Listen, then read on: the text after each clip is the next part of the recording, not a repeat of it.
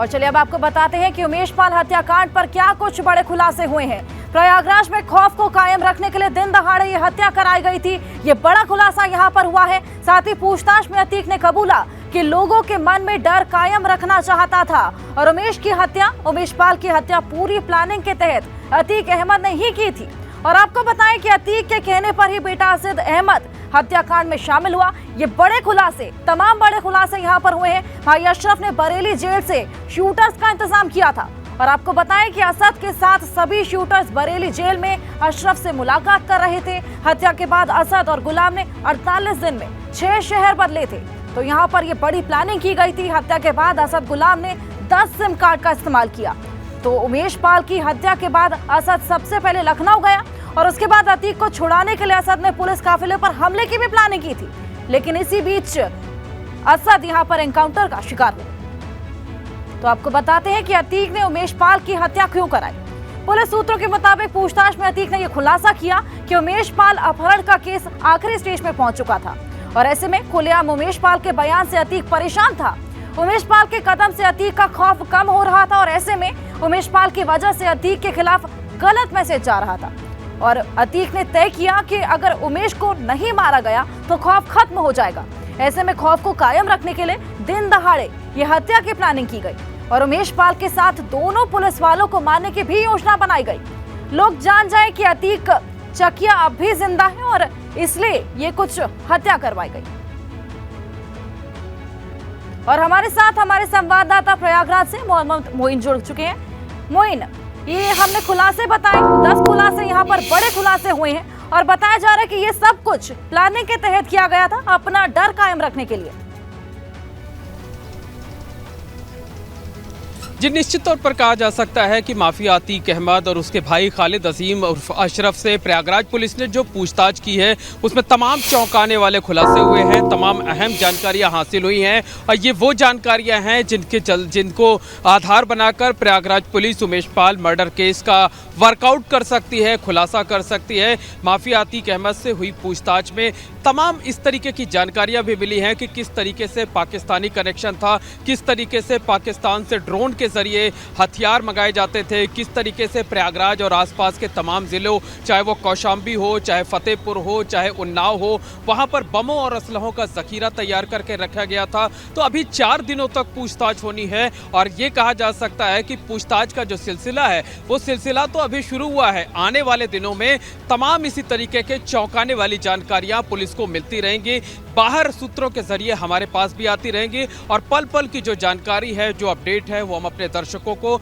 इसी तरीके से बताते रहेंगे। तो बहुत मुमकिन है कि जिस तरीके से अतीक अहमद का पाकिस्तानी कनेक्शन सामने आया है, जिस तरीके से लश्कर तैयबा और ISI से उसके जुड़ाव होने की बातें सामने आई हैं, उस बारे में अब ATS की टीम जो है वो भी प्रयागराज पुलिस के साथ साथ अतीक और अशरफ से पूछताछ कर सकती है। आपको बता दें कि ATS की एक टीम प्रयागराज में ही रहती है, पुलिस लाइंस में उसकी जो यूनिट है वो वहां पर कैंप करती रहती है। तो बहुत मुमकिन है कि आज से लेकर कल तक ATS की एक यूनिट, ATS यानी एंटी टेररिस्ट स्क्वाड जो है बनाया गया था मुंबई में हमले के बाद, उसमें वो जो एजेंसी है वो भी अतीक और अशरफ से पूछताछ कर सकती है, उसका बयान दर्ज कर सकती है। यानी मतलब साफ है कि आने वाले दिनों में अतीक और अशरफ दोनों पर कानून का शिकंजा और कसना तय है। इन लोगों को कहीं से फिलहाल राहत मिलती हुई नजर नहीं आ रही है और दोनों भाई कानून के शिकंजे में लगातार फंसते हुए चले जा रहे हैं।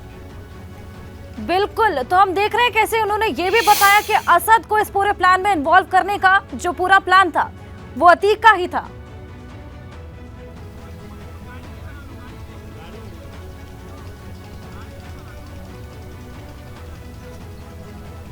मोइना, आपके पास मेरी आवाज पहुंच रही है?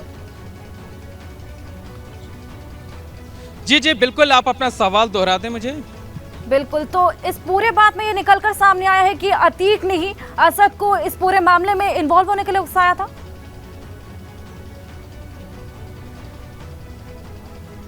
जी, निश्चित तौर पर कहा जा सकता है कि इस पूरे मामले में जो अब तक जानकारी छनकर सामने आई है उससे ये साफ होता जा रहा है कि अतीक और अशरफ ने ही इस पूरे हत्याकांड की साजिश रची थी। इस बीच आपको बता दें कि हमारे साथ कल वो शूटर गुलाम की मां है, वो गुलाम जिसे कल झांसी में असद अहमद के साथ एनकाउंटर में मारा गया था, और उनका साफ तौर पर यह कहना है कि जो उनका बेटा है उसकी करतूतों से वो बेहद दुखी हैं, और वो ना तो बेटे का चेहरा देखेंगी, ना जनाजे में शामिल होंगे, और ना ही वो या उनका जो दूसरा बेटा राहिल हसन है वो झांसी जाएगा गुलाम के शव को लेने के लिए। तो आप देख सकते हैं कि हाथ जोड़े हुए खड़ी बैठी हुई हैं कार के अंदर, तबीयत खराब है, इन्होंने रोज़ा रखा हुआ है लेकिन आंख में आंसू है, लेकिन फैसला बहुत सख्त है कि बेटे की सूरत नहीं देखेंगी। इस तरीके का फैसला आपने लिया है?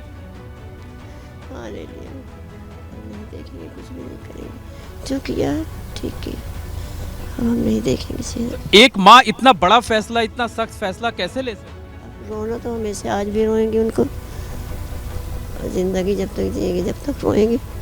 भूलने की चीज़ तो है नहीं कि भूल जाएंगे, कुछ तो कभी उसके नेकी याद आएगी, कभी सोचेंगे कि ये ऐसा गलत किया, ऐसा क्यों होता, सब सोच के रोएंगे, रातों दिन रोएंगे।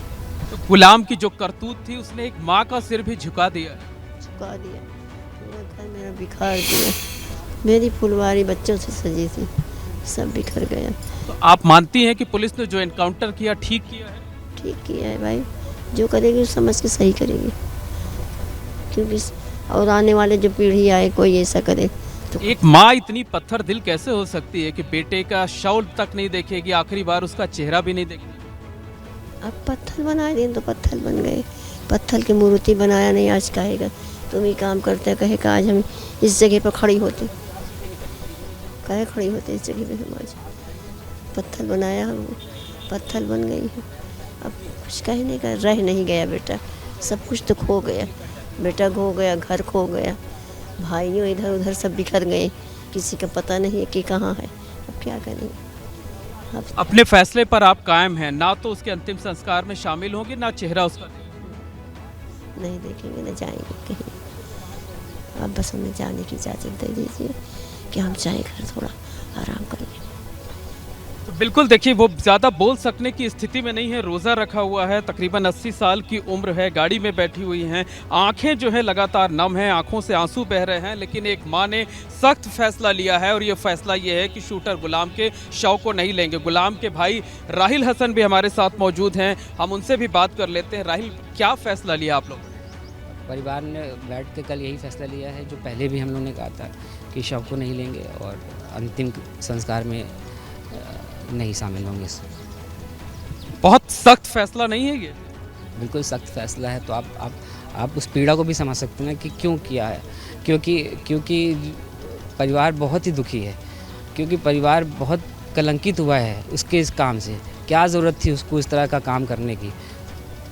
हमारी माँ किसी की परवाह ना करते, लेकिन आपके बीवी बच्चे हैं, आप उनकी फिक्र करते। 5 साल की बेटी। मतलब आप ये मानते हैं कि गुलाम ने जो किया उससे पूरे खानदान का, पूरे परिवार का सिर जो है वो झुक गया है? बिल्कुल पूरा झुक गया है। लेकिन आप एक चीज़ और भी कहूँगा मीडिया चैनल माध्यमों से कि देखिए, आप एग्ज़ाम्पल इसलिए दे रहा हूँ कि ये एग्ज़ाम्पल सब जानते हैं।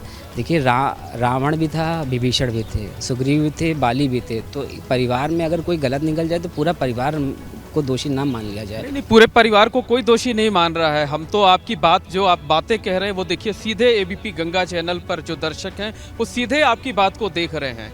तो मतलब आप लोगों ने ये फैसला अभी बदल सकते हैं, या एकदम सख्त फैसला ले लिया है कि ना तो अंतिम संस्कार में शामिल होंगे, ना उसका चेहरा देखेंगे, ना उसकी सूरत देखेंगे?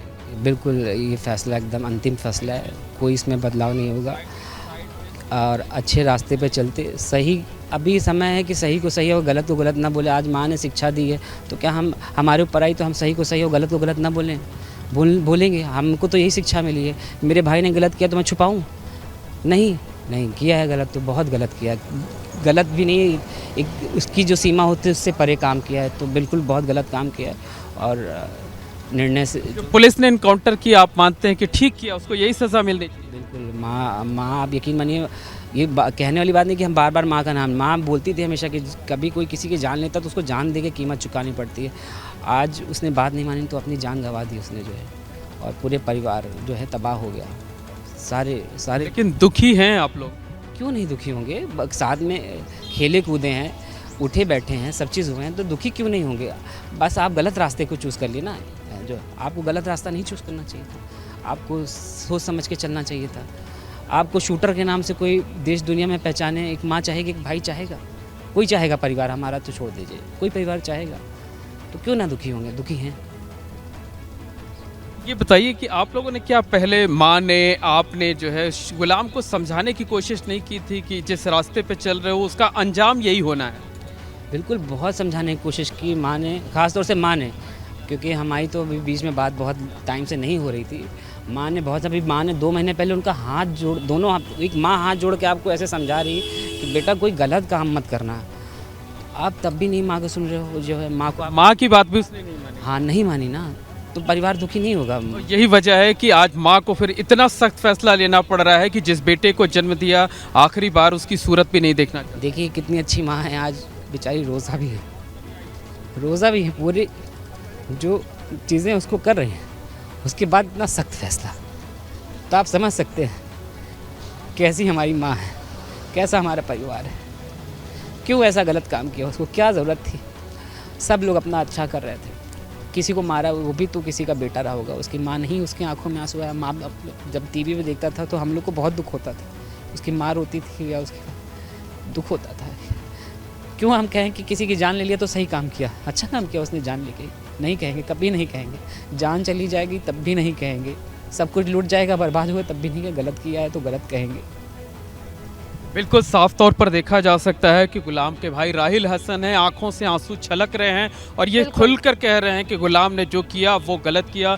आप माँ को देख सकते हैं कि माँ की आंखों से भी लगातार आंसू बह रहे हैं। तकरीबन 80 साल की उम्र है, रोज़ा रखे हुए हैं, उसके बाद ये सख्त फैसला इन्होंने लिया है कि बेटे गुलाम की सूरत नहीं देखेंगे, जनाजे में नहीं शामिल होंगे और ना ही कोई शख्स जो है वो झांसी जाकर शव को लेगा। तो कितना कठिन फैसला लिया गया है, किन परिस्थितियों में लिया गया होगा और एक माँ के लिए कितनी मुश्किल की घड़ी होगी, इसे समझा जा सकता है, महसूस किया जा सकता है। हम देख पा रहे हैं किस तरह पूरा परिवार दुख में है, लेकिन शव लेने से इनकार कर दिया है। बहुत शुक्रिया आपका तमाम जानकारी के लिए।